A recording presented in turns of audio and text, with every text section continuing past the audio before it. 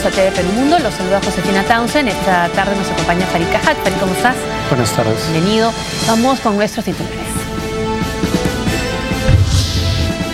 El grupo terrorista Estado Islámico confirmó la muerte del británico Mohamed Emwazi, conocido como Jihadi John o John el Yihadista, llamado Verdugo. Fue el responsable de la ejecución de rehenes occidentales. Naciones Unidas emitió un informe sobre los horrores del grupo terrorista del ISIS, 19.000 civiles muertos, 3.500 esclavos y entre 800 y 900 menores secuestrados en Mosul, donde reciben entrenamiento militar y los adoctrinan.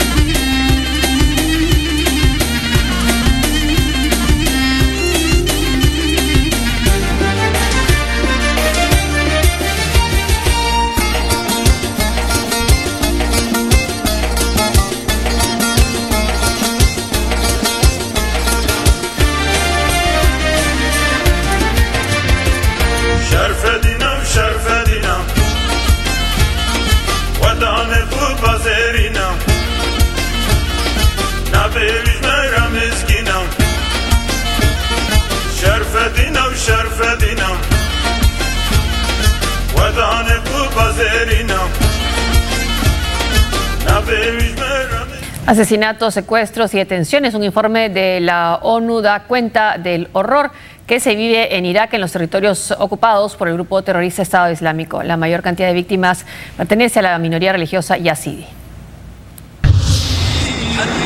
El grupo terrorista Estado Islámico estaría cometiendo un posible genocidio en Irak por las violaciones a los derechos de miles de personas, según el informe publicado hoy por el Alto Comisionado de Naciones Unidas para los Derechos Humanos y la misión de la ONU en ese país.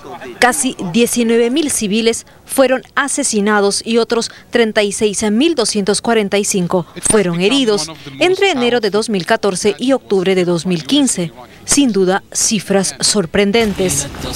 El ISIS continúa cometiendo de forma sistemática y generalizada violaciones y abusos de la ley humanitaria internacional y de la ley internacional de derechos humanos. Estos actos pueden suponer en algunos casos crímenes de guerra, crímenes contra la humanidad y posible genocidio, señala el documento. Incluso las obscenas cifras de víctimas no logran reflejar con exactitud cuán terrible es el sufrimiento de los civiles en Irak, dijo Said Rad al-Hussein, alto comisionado de la ONU para los Derechos Humanos. Las víctimas incluyen a aquellos que se oponen al ISIS, personas cercanas al gobierno como las antiguas fuerzas iraquíes de seguridad, policías, exfuncionarios públicos y trabajadores electorales, profesionales como médicos, abogados, periodistas y líderes religiosos, señala el texto. El informe también denuncia el secuestro de 13.500 personas que están siendo actualmente mantenidos en la esclavitud. La mayoría son mujeres y niños que provienen de la comunidad yazidí y otros grupos étnicos y religiosos minoritarios. Muchos de ellos fueron sometidos a la violencia sexual. El reporte también hace mención a las distintas formas de asesinato que han realizado los yihadistas, muchos de ellos en espectáculos públicos horribles, mediante tiroteos, decapitaciones, demoliciones, quema de personas vivas y lanzándoles desde lo alto de edificios. La ONU dijo que existe testimonios de muertes de niños soldados que huyeron de la lucha en la ciudad de Anbar. Asimismo, en Mosul, el Estado Islámico raptó entre 800 y 900 niños para adiestrarlos y convertirlos en milicianos de la organización terrorista. Por otro lado, el informe también documenta las presuntas violaciones y abusos de los derechos humanos por parte de las fuerzas de seguridad iraquíes, milicias chiitas, batallones triviales que luchan contra los extremistas y los peshmergas kurdos. Fue confirmada la muerte del terrorista John. El grupo terrorista Estado Islámico confirmó hace unas horas la muerte del llamado Jihadi John en inglés o yihadista John, un ciudadano de origen británico y que se informa murió durante un ataque aéreo en Siria En noviembre de 2015, identificado como Mohamed Embouassi, el yihadista John murió el 12 de noviembre pasado en un ataque lanzado desde un avión tipo dron en Raqqa, que destruyó el auto en el que viajaba y lo mató de forma instantánea, de acuerdo a la nota publicada en el número 13 del Dakip, la revista de propaganda de Daesh o el ISIS, en donde lo presentan como Abu Muhair. El yihadista John amenazó al primer ministro de Reino Unido, David Cameron, en el video de la ejecución de los 5 espías británicos, como lo llamó el ISIS. Otra de sus víctimas fueron Jim Foley, un periodista estadounidense de 40 años, y 2 ciudadanos japoneses. Su imagen publicada en las redes sociales por los terroristas del Estado Islámico es la que estuvimos viendo hace unos instantes y servía como parte de su propaganda y siempre estaba con la cara cubierta, aunque por el acento se pudo reconocer su origen.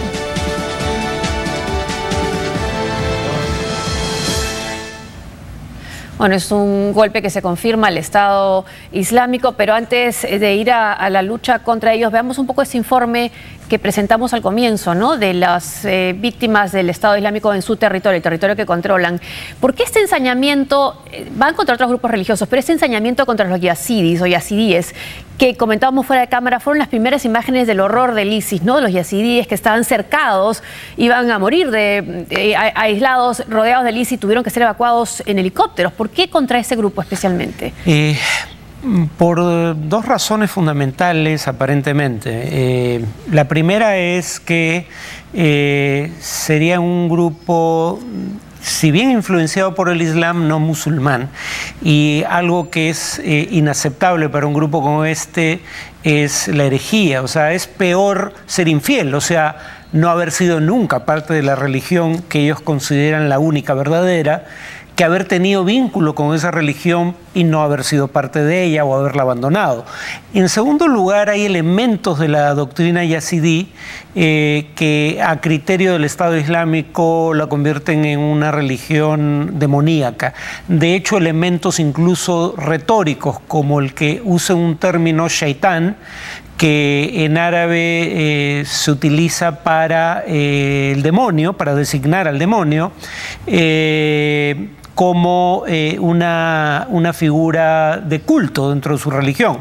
Entonces, hay algunos casos como los cristianos en donde las políticas del Estado Islámico han fluctuado entre la limpieza étnica o el sometimiento a cambio del pago de un impuesto.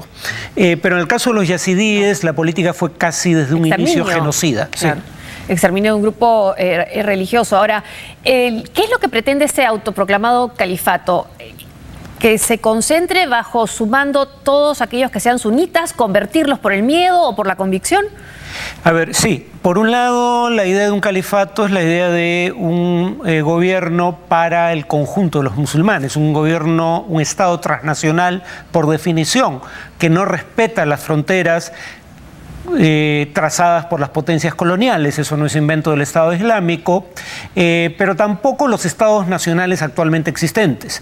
Y en principio, efectivamente, su objetivo sería instaurar un califato universal, de ser posible, y quienes no se conviertan serían excluidos o exterminados. Ahora, hemos visto uno de los golpes que ha sufrido el ISIS, que es esta muerte de yihadista John, pero recién la confirman, porque fue hace algún tiempo, ¿no? Hace ya varios meses, sí. El año pasado, si mal no recuerdo, pero digamos era alguien que por su acento era relativamente fácil de rastrear, porque según los informes de inteligencia no solo tenía acento británico, su acento podía ser rastreado de un barrio específico de Londres, ¿no? Y entonces, claro, se había convertido en la figura emblemática de los videos de difusión e intimidación del Estado Islámico. De repente desaparece esos videos. Hay una reivindicación por parte de las potencias occidentales de haberle dado muerte, pero no había sido eso confirmado por el Estado Islámico hasta ahora. Ahora, este golpe se suma a otros también en el plano económico. Uno de los diarios ingleses ha publicado un informe diciendo que el ISIS se ha visto obligado a reducir a la mitad el sueldo de sus militantes, de sus funcionarios, porque consideran que algunos son funcionarios, no se consideran un Estado.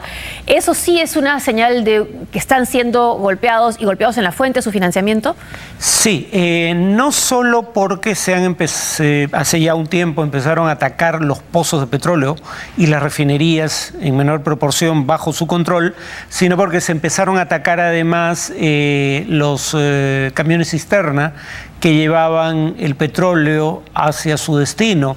En parte, tal vez por eso, hay un incremento del reclutamiento de menores de edad como milicianos, cosa que constata el informe que vimos de Naciones Unidas, sobre el cual vimos un reportaje, quiero decir.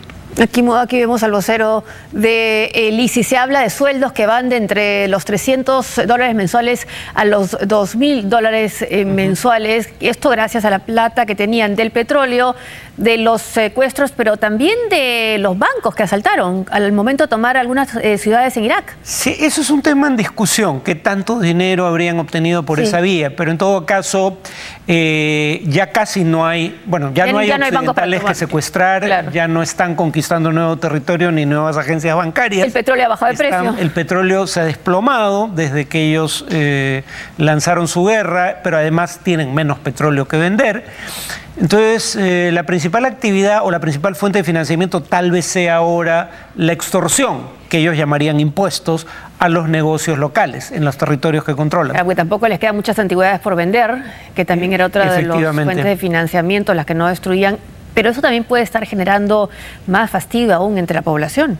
Efectivamente, el gran problema es que en la medida en que la población empieza a mostrar señales de descontento, eso probablemente implique mayores niveles de represión por parte de este grupo que, como vemos, no tiene el más mínimo escrúpulo en causar cualquier daño que sea necesario para lograr sus fines. Vamos a ver ahora, bueno, estábamos hablando que quieren instaurar un Estado teocrático sunita. ¿Por qué? Estamos hablando hace tiempo de la diferencia entre sunitas y chiitas. Acá vemos un poco, ¿nos puedes dar alguna idea qué es lo que los enfrenta tanto? Es una distinción que se parece a la distinción dentro del cristianismo entre ortodoxos y católicos, más que a la distinción entre católicos y protestantes. Entre católicos y protestantes hay una diferencia doctrinal muy importante, una de ellas, varias de hecho.